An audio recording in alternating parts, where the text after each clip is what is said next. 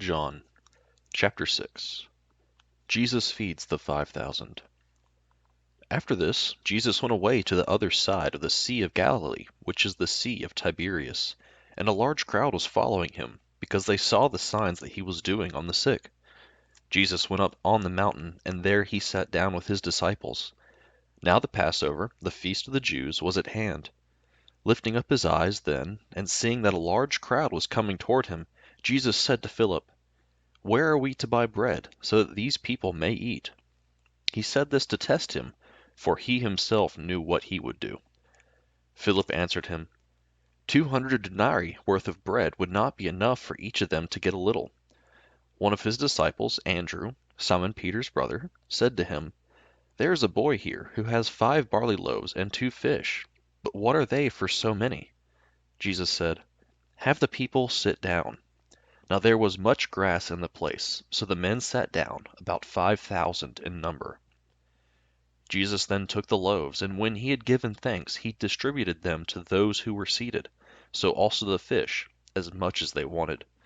And when they had eaten their fill, he told his disciples, "Gather up the leftover fragments, that nothing may be lost." So they gathered them up and filled 12 baskets with fragments from the 5 barley loaves left by those who had eaten. When the people saw the sign that he had done, they said, "This is indeed the prophet who is to come into the world." Perceiving then that they were about to come and take him by force to make him king, Jesus withdrew again to the mountain by himself. Jesus walks on water. When evening came, his disciples went down to the sea, got into a boat, and started across the sea to Capernaum. It was now dark, and Jesus had not yet come to them. The sea became rough because a strong wind was blowing. When they had rowed about 3 or 4 miles, they saw Jesus walking on the sea and coming near the boat, and they were frightened. But he said to them, "It is I. Do not be afraid." Then they were glad to take him into the boat, and immediately the boat was at the land to which they were going. I am the bread of life. On the next day the crowd that remained on the other side of the sea saw that there had been only one boat there, and that Jesus had not entered the boat with his disciples, but that his disciples had gone away alone. Other boats from Tiberias came near the place where they had eaten the bread after the Lord had given thanks. So when the crowd saw that Jesus was not there, nor his disciples, they themselves got into the boats and went to Capernaum, seeking Jesus. When they found him on the other side of the sea, they said to him, "Rabbi, when did you come here?" Jesus answered them, "Truly, truly, I say to you, you are seeking me, not because you saw signs, but because you ate your fill of the loaves. Do not work for the food that perishes, but for the food that endures to eternal life, which the Son of Man will give to you. For on him God the Father has set his seal."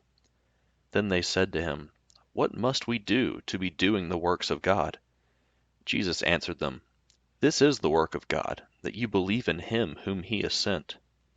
So they said to him, "Then what sign do you do, that we may see and believe you? What work do you perform? Our fathers ate the manna in the wilderness, as it is written, He gave them bread from heaven to eat."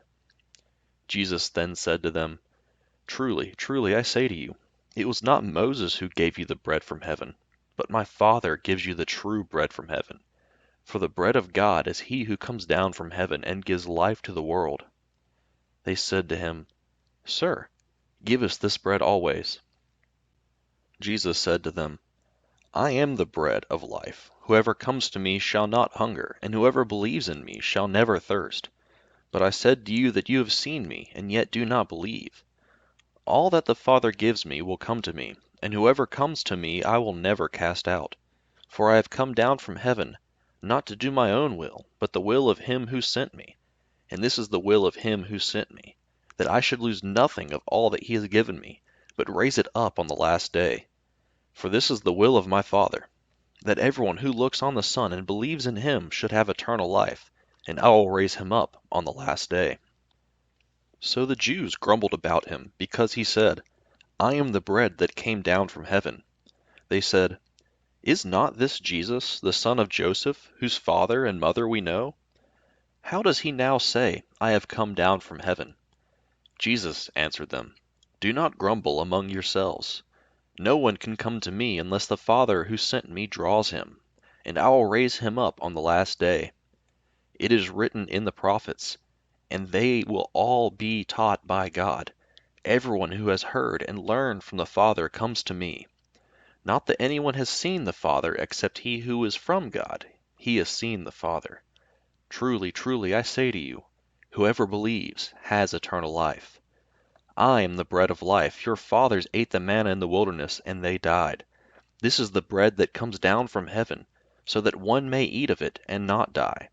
I am the living bread that came down from heaven. If anyone eats of this bread, he will live forever.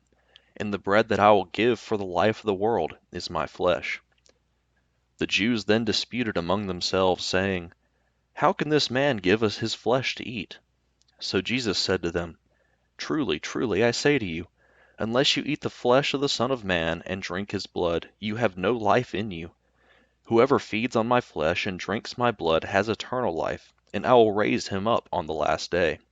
For my flesh is true food, and my blood is true drink. Whoever feeds on my flesh and drinks my blood abides in me, and I in him. As the living Father sent me, and I live because of the Father, so whoever feeds on me, he also will live because of me. This is the bread that came down from heaven, not like the bread the fathers ate and died. Whoever feeds on this bread will live forever. Jesus said these things in the synagogue as he taught at Capernaum. The words of eternal life. When many of his disciples heard it, they said, This is a hard saying. Who can listen to it? But Jesus, knowing in himself that his disciples were grumbling about this, said to them, Do you take offense at this?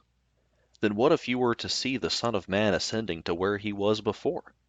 It is the Spirit who gives life. The flesh is no help at all. The words that I have spoken to you are spirit and life. But there are some of you who do not believe.